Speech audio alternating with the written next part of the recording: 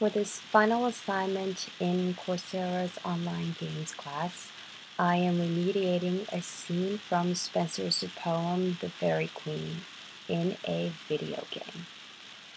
The scene that I am doing is the one where Britomart, Arthur, and Guyon encounter the Redcrosse Knight being attacked by Malacostas knights in front of Castle Joyous. So this video will be split into two parts. In the first part, I will walk through the game design inside the editor, and in the second part, I will be demoing how the game itself actually plays out. So the game engine that I'm using is the Shadowrun editor, which is the level editor that ships with the Shadowrun Returns game.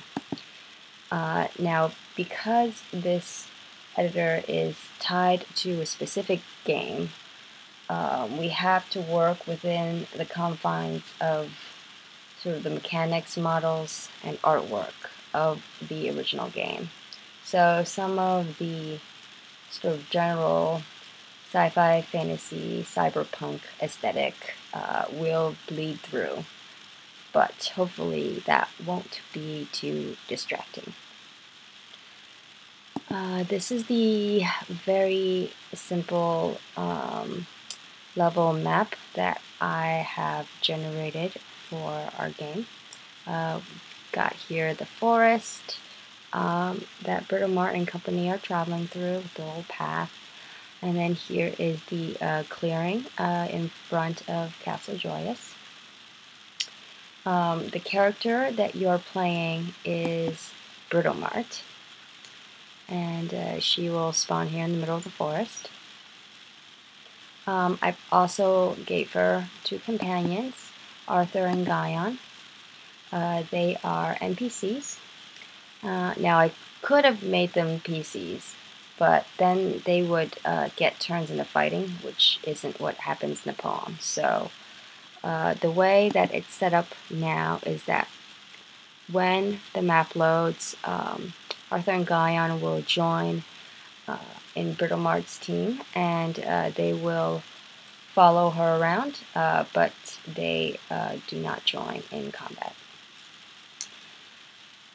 So you sort of walk down this path here and you get some guidance about where you're supposed to go. You will hit this pink region here, which is supposed to represent sort of entering the clearing, and it triggers a game event. So when the player enters the clearing, you'll say, "Halt, why are you fighting?" And the game will basically cause you to walk over to one of these 6 knights here. So the 6 knights are all NPCs, and they got their names. And the Redcrosse Knight is in the center here, standing in a puddle of blood. Anyway, so when you get transported over, the camera sort of will pan over to the scene with the Redcrosse Knight being surrounded. And when you enter sort of this spot where you're going to be talking to Malacostas Knight here, you will start a conversation with him. And here's the conversation. So the text of this conversation, I just took it from the modernized summary off the Sacred Text website that was linked in the course syllabus.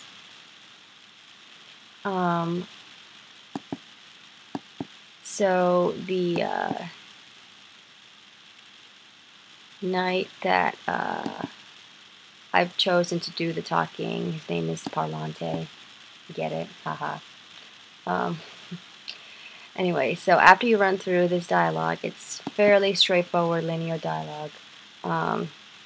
At the end, so after Britomart says, "I will defend, I will revenge the wrong that you've done to this knight," she basically becomes hostile to all the knights affiliated with Malacosta, and the fight scene will begin. So that's exciting.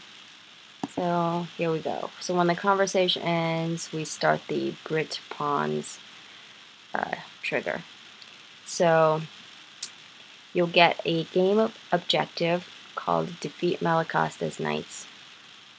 And we also suspend Malacosta's Knight's turn for 5 rounds so that she can kill them without any interference. We've got a body count here to keep track of how many people she has killed. I know she doesn't actually kill them in the poem, but this is the easiest way to implement it using game mechanics here.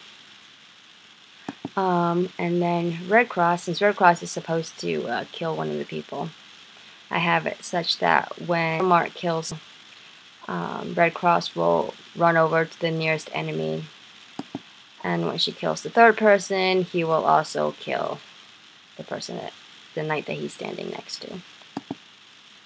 So when 4 of Malacosta's knights have been defeated, you have succeeded in the objective of defeating Malacosta's knights. Order them all to flee, although this doesn't seem to actually work.